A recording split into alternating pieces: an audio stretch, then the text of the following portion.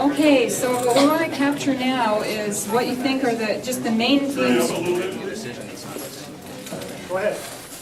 What we want to capture now is the main themes from your group, key similarities, significant differences, and if your table, if by the time we get to your table, someone has already said what you were going to say, we don't need to repeat it because we just want to move on. If it's already there, it's already there. So which table would like to start so that you can say all of yours and other people won't get to? Different priorities. We listed a few: city budget, jobs, housing, climate change, jobs again, the police budget, unemployment, and then the overall sort of theme of what can we do, how can we gain decision-making power in budget issues. Consensus around education, public transit, and access to police budgets in relation to transparency and accountability. We also had the idea of a kind of charter of basic rights, what people in the city are actually entitled to expect.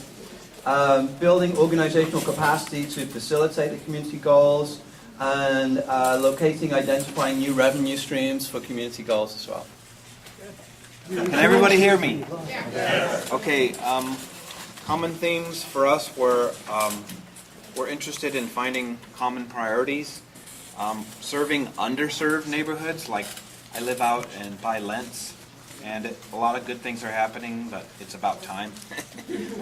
Finding sources of revenue, which has already been said, and what are you willing to compromise on? Like, what are you willing to give up?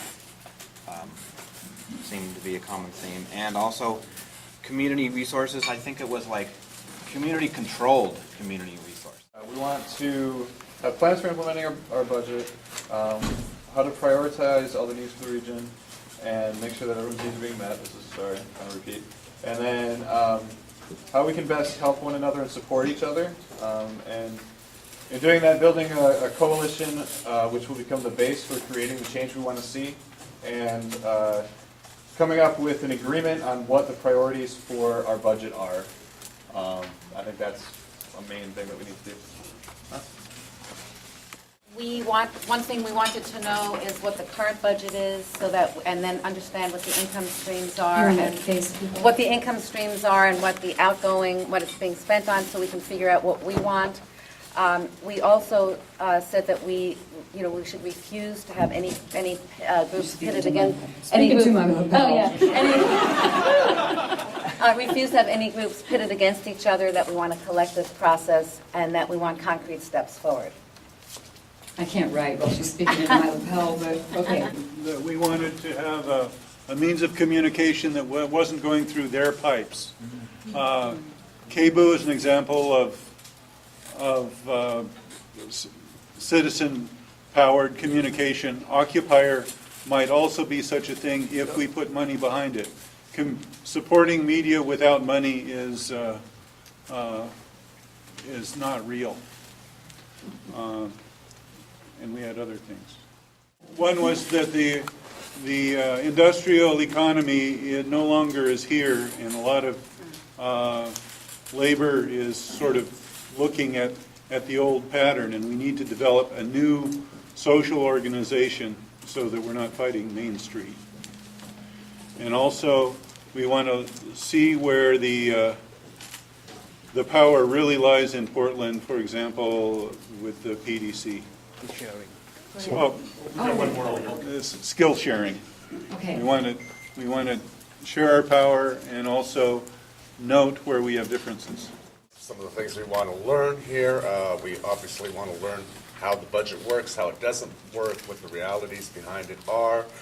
We want to very much learn each other's priorities and values, and out of learning those priorities and values, find a way to unify all the efforts that we're all engaged in around the common themes. In regards to the question of what our differences are, obviously there are differences in social status that exist. However, in some ways that can be a source of strength for us. I think that's that. I think we talked about a lot of things that have already been brought up. Education, schools, services. we got an interesting comment about our water, the bull run system and the debt swapping, water privatization. There's a lot of privatizing in all the sectors that we were talking about. Threatening parks and libraries, as well as jobs. We want to work together with people who are here and people who aren't here and keep the Portland services and schools and all the things that they're threatening. So, and we would like to participate in city budgeting. You want to hear each other's issues. There are a lot of things around solidarity, agreeing on priorities, coming to some sense of unity today.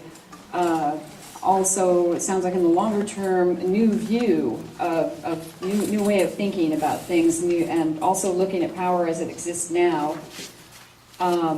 And then all of the issues that you all have, that of all the things, as you just said, that are threatened or that are attacked. Unemployment, schools, parks, libraries, jobs. And then, of course, looking at new revenue streams. Okay, at this point, we have asked people among you, you notice there's a lot of emphasis on you want to hear from each other, you want to learn from each other, there's lots of resources and skills in the room. A lot of people here coming as citizens and community members. A lot of you have been working for years in organizations that advocate and represent other people, vulnerable populations, any of these areas that we've talked about here. And we have some people that we're going to hear about that we've done outreach to and have their own stories to tell about what they've been doing, what they see to be the wins, what they see to be the challenges, and their ideas on strategy and so on. In other words, whatever story they want to tell. Up here, and I'm going to turn it over to Greg to handle this, is the order that we're going to do this in. Sorry about the sound system. It wouldn't be a well-organized event if we didn't have those problems. So there's 1, 2, 3, 4, 5 different kind of groups around issues that are important to all of us, some organizationally based, some community based. And we'll start out with housing and unhoused issues. And we've got Shani from Sisters of the Road and Ann from Right to Dream 2. And they're right here, and I apologize, but that damn mic just won't work. My name's Shani. Hello. I work in a place called Sisters of the Road, and so Ann and I are just briefly going to touch on some big themes that we're facing, that folks who are working on housing issues or who are unhoused or their houses are being threatened to be taken away from them are looking at it like a national level as well as a local level. So for me, it's really important for all of us in this room to understand that if we want to talk housing on a local level, we have to understand that the housing system on a national level has been created, and it's been, I'm pretty loud. Can I just, can people hear me? Actually, it's better. Video change. That was 20 seconds right there, I didn't do. So, but anyways, I guess I want to start with the history that in 1978 is when the U.S. sort of peaked with its housing budgets, and in more current dollars, that would be $77.3 billion. That was the height of our federal housing budgets. And then just 5 years later, in 1983, it's really important to understand that then in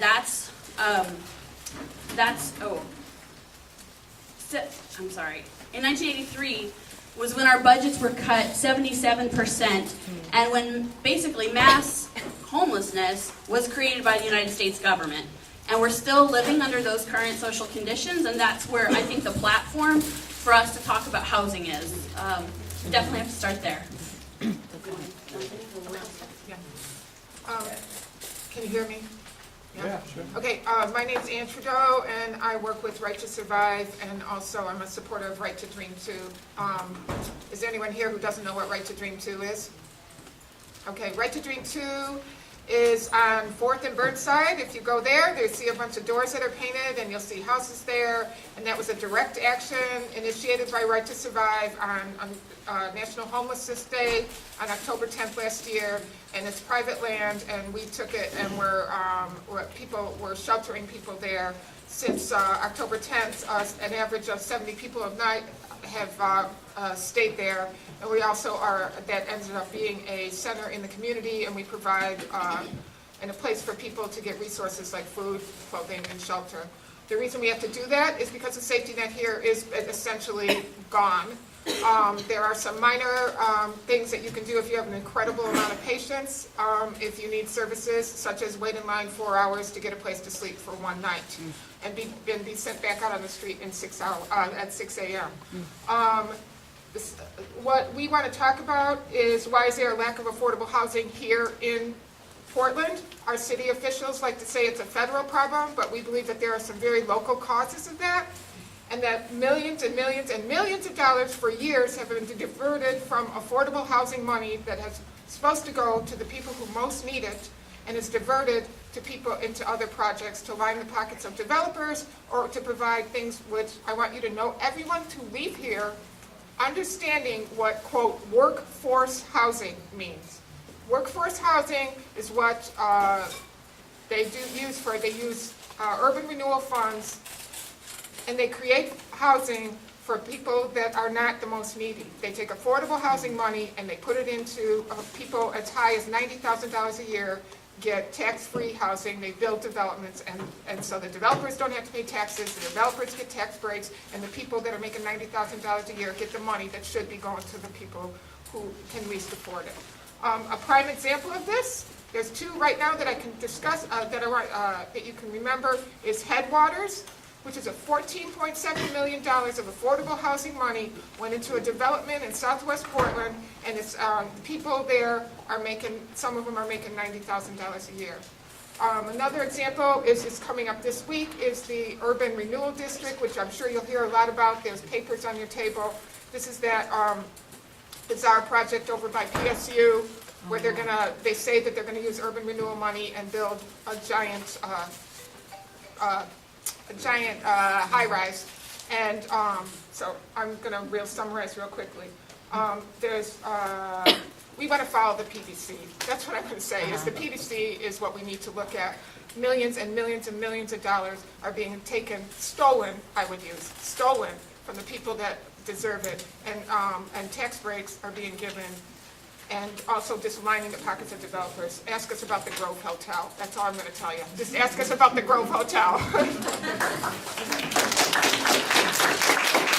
And just one last thing to kind of help frame the conversation, like when I'm working across the board with different housing advocates, whether it's down at Right to Dream 2, or whether it's with folks who are city, whatever, government workers, there's a lot of mistrust during like this crisis, this like budget cycle, and folks are saying like right now there's a lot of cheer about how the laborers have asked Right to Dream 2 and Right to Survive to stand with them often when they're standing at City Hall talking about cuts.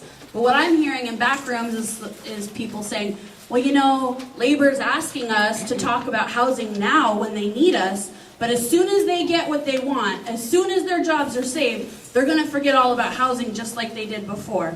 And I think it's really important that we talk about that, and that's a really big thing where our power lies for moving forward beyond just this budget cycle, because we know it's not the end.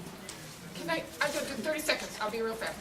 The only other thing I want to say is in terms of enforcement, not a dime has been fined to the PDC or any of the developers who made Headwaters, and Right to Dream 2 is being fined every month for sheltering people. So, that kind of inequity we need to talk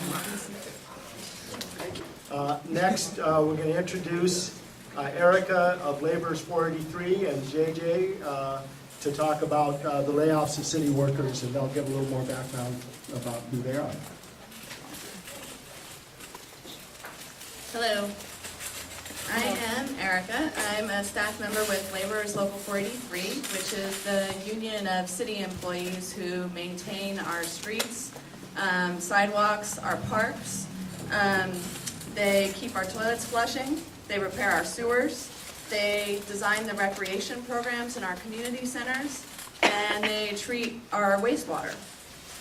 Since November, we've been waging a campaign against cuts in the city, against austerity. And it was really important for our members since the beginning to have themselves be seen as a part of the community and not as, greedy workers, and in fact the opposite of that, that the city of Portland had money and that they were trying to balance their budgets off the backs of workers and the public.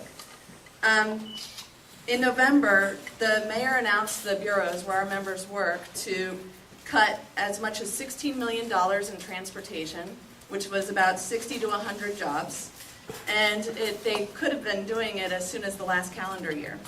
That would have resulted in street sweeping being reduced, paving being reduced, closing parks bathrooms, reducing trash pickup, and closing community centers and educational programs in the Sun schools. So, because we knew the city had money, we did not sit idly by. We fought these cuts.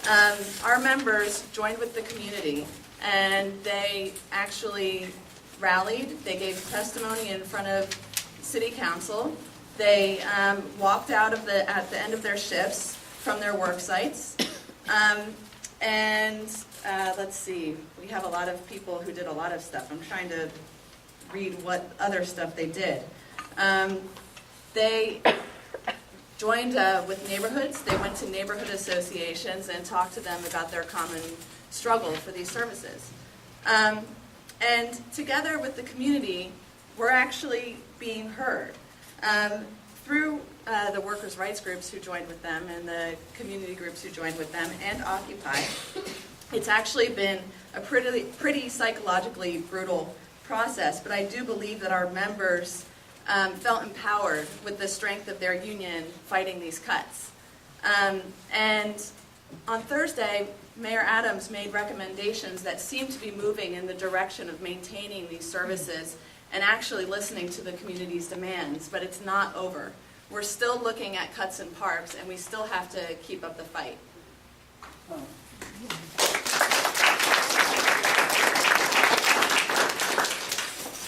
I'm Gerry JJ Johnson, and I'm here on behalf of Local 483. I am a city employee. I've been employed for 22 years, and I've seen it over the years. They keep taking and taking and taking.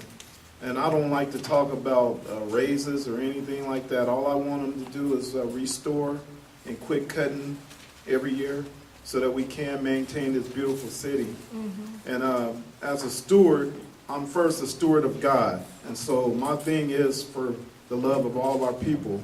And so when I look at a steward in the city of Portland, it's the same ideal. I want us to be able to maintain the people's right in the city, because as a worker, you go out and do the best you can every day to maintain the streets and the sewer systems and stuff like that. So we take home each day that pleasure of doing what we can for the city of Portland.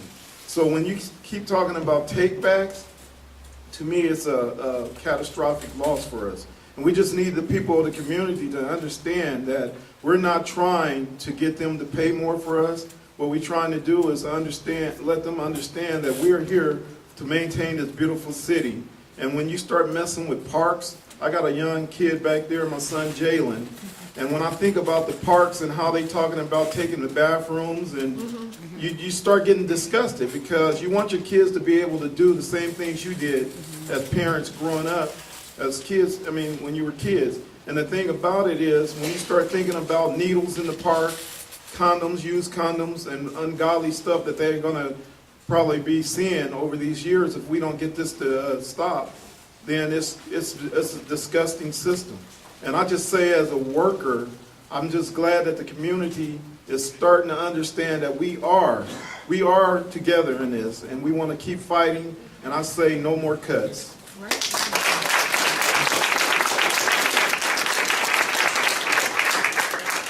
Okay, next we have some community members to talk about Portland Public Schools. We have Jyoti and her daughter Nita, and also Hub. So they're here to talk about Portland Public Schools and especially the strike on May 1st that was so successful. My name is Josie. Can you hear me? My voice is really soft. Put it up to your mouth. Speak it. Right up there. Can you hear me now? Can you hear me now? I'll turn up the volume. Go ahead and talk about it. Yeah, we're really tired. For the last 1 month, on April 2nd, the superintendent announced the closure of our school through an auto dialer that was sent to the families of Harriet Tubman. I'm a parent of Harriet Tubman Leadership Academy for Young Women. And since then, it's been like a tsunami hit us. We ran everywhere we could, knocked on every door we could to find out what we could do. So the reason this is important is we know that budget cuts affect all schools. It does affect education across the board. But schools that have a minority population, schools that where the core body is minority and low income, it affects them even more. And there's 2 schools that were closed recently on April 23rd, were Humboldt and Chapman. And these are schools that have a majority African American population, Hispanic and low income. And these are high performing schools. These are the schools that are actually closing achievement gaps. And Harriet Summit is a school that's focused on math, science, and leadership. It's an all-girls public school. We were really attracted to this 4.5 years ago when we moved to Portland. Real estate agents told us, don't put your kids in Portland public schools. They're poorly funded, and they're always reorganizing. Maybe you'll be better off buying a home in Portland, in Beaverton. But we were so attracted by this idea, a school that was named after Harriet Tubman, in the heart of the African American community, and all girls, and focused on math and science and leadership, where these are the areas where women and women of color are underrepresented. We thought, how foolish can anybody be? I mean, how would anybody not support a school like that? So we enrolled our kids in, I have twin daughters, enrolled our kids there, and I volunteered full-time in that school for the last 4.5 years. What I didn't know is in this country that every time there's a budget cycle, it really affects public education. I'm from India. The way it's structured in India is different. All public schools get the same treatment. Mm-hmm. Here it seems like because they are based, the funding comes from real estate, from property taxes, you automatically have divided the schools into rich schools and poor schools. I had no idea. I mean, Holly here, who's an active parent, she's from Taiwan. We were talking, there is no distinction like that in public schools. Mm-hmm. Yes, there is the private and public, but you have already unequal system where you have established a pyramid where at the bottom is the poor schools in the poor neighborhoods, and then you have the public schools in the rich neighborhoods, and above them you have the private schools. So you have that pyramid, which gets even more steep when you go to higher education, because even the kids from the bottom, if they are able to go to college, they can't afford it because higher education is so expensive. In India, higher education is subsidized. We do pay a little bit for school education. That's why we have this surplus of educated public. And here you have a bankruptcy of working force that cannot fill the jobs that are even available. And we thought, how great would it be to support a school in Northeast Portland where women and women of color can be trained in math and science, the high-paying jobs to fill the jobs in Intel, which is currently being filled by people from my country. We thought it was a no-brainer, right? But it doesn't seem like the board members are getting it. So, so we tried everything. We followed their process. We went to testify, we pleaded, we ran around trying to get funding. Nothing changed until May 1st. And on May 1st, Annie told me about the the strike, and we showed up at the BSC building. And then you want to tell them what happened after that? Okay, so I'm a student at Chapman. I'm a senior in high school, and as my mom was saying, we followed the district's process, everything. We had a group of students and parents that would go testify in front of the board, but none of that worked, and they shut our school down on April 23rd. But then May Day came along, and the Grant High School students, they organized a strike, and they went to the BESC building, or the district office building, and they had a huge march. So we decided to direct them, because half of them didn't even know that Tubman existed, because even if we're in the same district. But we directed them to our school, which they didn't know was a block away, but they knew how to get to Lincoln High School, which was half a mile away. But so that's what we did, and we went to City Hall. We marched all the way down to City Hall, and the mayor came out and congratulated us for being great leaders in our community and doing what we have to do as students. But then they came up with $5 million on Wednesday that somehow magically appeared and was never there before.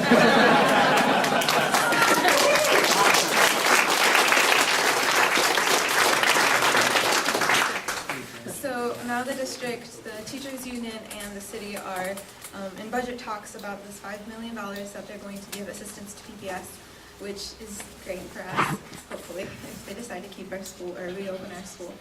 So that's what we've been doing this past week. We've been trying to convince people that this school is not just a temporary thing that would just be around for 1 year and then maybe fade off into the distance. It will be a permanent solution to whatever the economic climate that we're in right now, and it'll provide jobs. It'll provide the workforce for the jobs that we need, which are being filled by outsourced labor in different countries. So that's what we've been doing. And, yeah.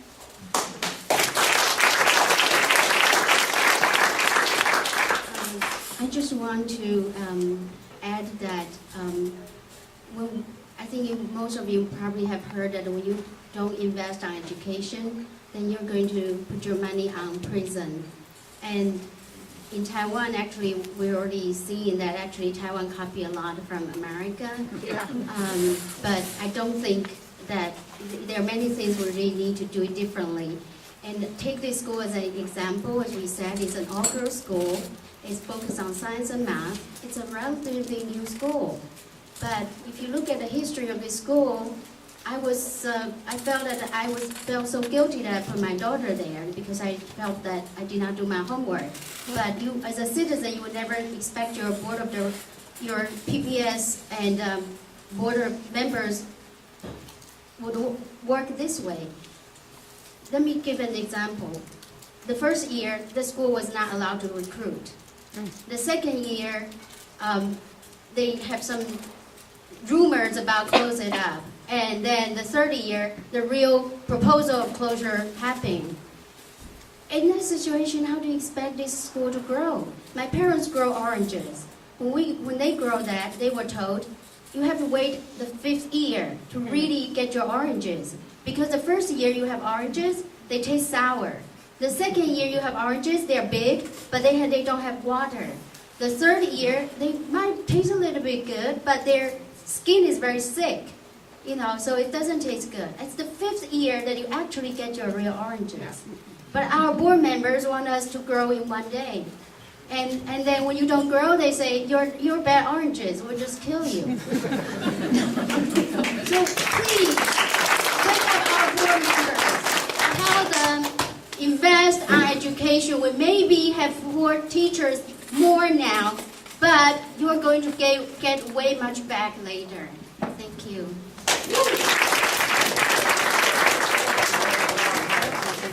So May 11th, we are joining the Upset March to Pioneer Square. And in June, we want to have a big open house to invite the whole city to come and join us and see what they're going to lose. I do want to acknowledge Teresa Ryford, who is contesting for city commissioner. She has abandoned her campaign many times to connect us with community members, and I think that's commendable. So please join us in June. We are planning a major open house at Chapman, and I'd love for everyone to come and see what the city will be losing. That Yeah, all right.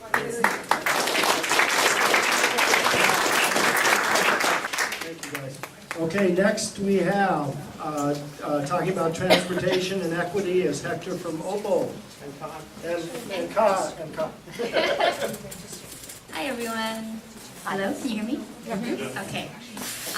So my name's Khan, and this is Hector from Opal, and we're here to talk about transportation. Can I get a raise of hands? Can you raise your hand if you've ever taken public transportation to get to work or school? Okay, so and how many of you guys think that public transportation is critical to a vibrant city with, vibrant economy? Great.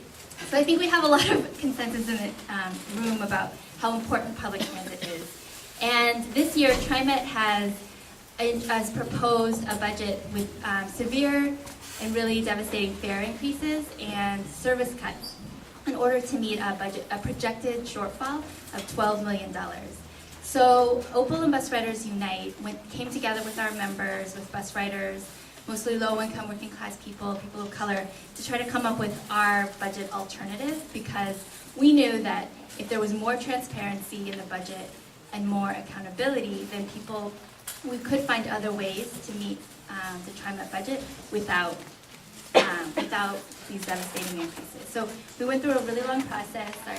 Of negotiating with our members, trying to figure out what fare increase feels fair to you. How could we figure this out, and really looking at the budget. And we came up with a proposal, which you can find on our website. It's on www.opalpdx.org, and we were able to come up with this amazing alternative, which we presented last Wednesday at the TriMet board meeting. And it was really an amazing experience. I've gone to a lot of public hearings, and it was actually one of the, in 12 years of going to public hearings, it was a really authentic moment where I realized that we can actually push the budget, we can push the board and actually make changes, because they were actually really listening to us and turning to TriMet saying, this is a really good proposal. They came up with, we came up with $12.5 million in revenue and cost savings.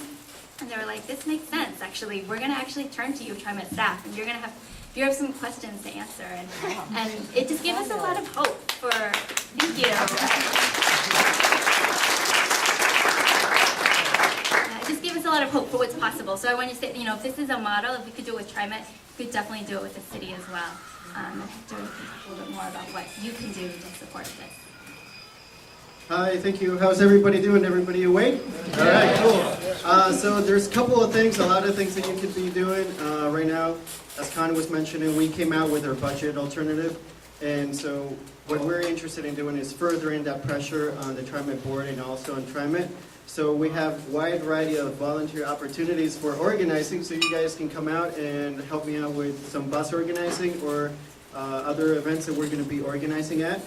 We also have our awesome BRU Bus Riders Unite monthly meeting that's going to be occurring on Wednesday 16th at Center for Intercultural Organizing. And the last thing that we would need and hope that everybody here is able to go and do is go to the TriMet board meeting. I know it's at 9 o'clock in the morning, but we need everybody's support so we can actually pass and win our budget.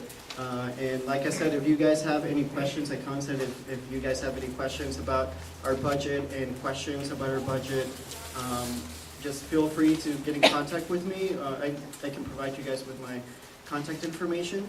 And so out of all those things, if you can't make it to any of them, we would truly hope to see you guys at the TriMet board meeting. Oh, wait, Jason. Where is the meeting? Go ahead. The TriMet board meetings are downtown, 9 o'clock at the Portland building, second floor. What day? What days? Oh, what day? May 23rd. May 23rd and May 16th is our BRU meeting. And what does OPAL stand for? Organizing People, Activating Leaders. Thank you. Can I add one more thing? So these next 2 months are really going to be critical. We're trying to build a really broad basic support. We want TriMet to be hearing about the Bus Riders Unite Budget Alternative from all different places. Even if you can't come to this membership meeting, even if you can't come to the May 23rd meeting, I know that all of you guys come from organizations that are talking to different stakeholders and different people, and so, it would just be so powerful to hear from the laborers union, yes, we support the Bus Riders Unite Budget Alternative, and talking to whenever you speak to your representatives, to TriMet representatives, and I don't know all of the people staff, but I just know that there's so many different points, and our strategy right now is we want them hearing from all over, all different places. Yes, Community Alliance of Tenants is supporting it and talking about it when they meet with TriMet and all these different places. So it's really critical that we need, we are working as hard as we can to work with bus riders, but in this room, I know that you guys represent, hundreds and hundreds of people outside this room. So please, if you can raise your support and makes your support of the Bus Riders Unite Budget Alternative really clear, that would be a huge help in our struggle. But the next 2 months are really critical when TriMet approves its budget. Okay, thank you. So lastly, we have Casey Jama from Center for Cultural, or CIO, Cultural. CIO is the easiest. CIO. Good afternoon. Good afternoon. Hello. That's what I like. Thank you. I'm going to be gracious. I've been told that we are a little bit short of time, so I'm going to make my presentation very, very, very short. But before I say that, I want to thank Jody and her team. I just met her about through this process, and she just really did incredible work and incredible woman. So hopefully next mayor over there, thank you, Jody, for your work. My name is Casey Chapman with the Center for Cultural Organizing. CIO is a multi-ethnic, multiracial movement building organization that's working with the diverse population, but our focus is the immigrant refugee community. We mainly do through public policy advocacy, research, and community organizing. In terms of the campaign example that I want to give you, first of all, this year or starting last year, we were involved on the creation of the Office of Equity. And that process, I was one of the members of what they call a creation committee. Sounds like godly. But that's what we called. And that process led us to work with the City Council and the Mayor's office. And really what we were asking is about $1.1 million that this city needs to invest in order to create an equitable city that works for all. It became an uphill battle. And that's just really what Jody and her team was also expressing. When issues become equity, when issues become creating and investing in our community, it's uphill battle. I have seen as the city council members sitting at the table when a bunch of men with their suits walked in, and it took 5 minutes the city council to approve millions of dollars worth of projects without any questions being asked. So I think what we need to do is paradigm shift. We need to shift things, and we need to do, one, follow the money. We have to really start creating, we don't have a budget crisis, we have a revenue crisis. That's what we have. We have to really focus our energy and making sure that the corporations pay their fair tax, people who are earning high income pay their fair tax, and also encouraging and forcing our city to stop corporate tax cuts for them when they are fighting for, say, they're creating jobs, so-called jobs. The city of Portland does that. So we need to do that, and we have to really invest those. If we follow the city budget every year and decide each item where we are spending, I think we can change this city, and that's what we need to do.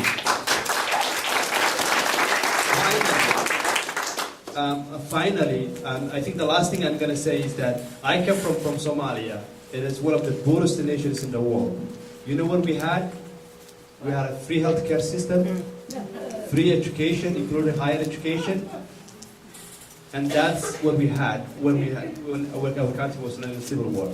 So imagine if the poorest country in the world can do free healthcare, universal healthcare, free education, both K-1 to 12 and higher education. This country can afford, and we should not be allowing them to close schools like that Jody was working with. The last thing I'm going to say, Monday at 5 o'clock, there will be a budget hearing at the Portland Public Schools building. One of the things that CIO has been a little bit working on it was that there's 4 positions who are family coordinator positions, who work with the family community engagement, who work with the immigrant refugee community. Those positions has been eliminated. And those were the only people who are engaged in the system to help to connect immigrant refugee families to the school system. And those positions, as far as I know at this point, they are already being cut. So if you can show support and come, it's 5 o'clock at Portland Public Schools building on Monday, this coming Monday. Thank you very much.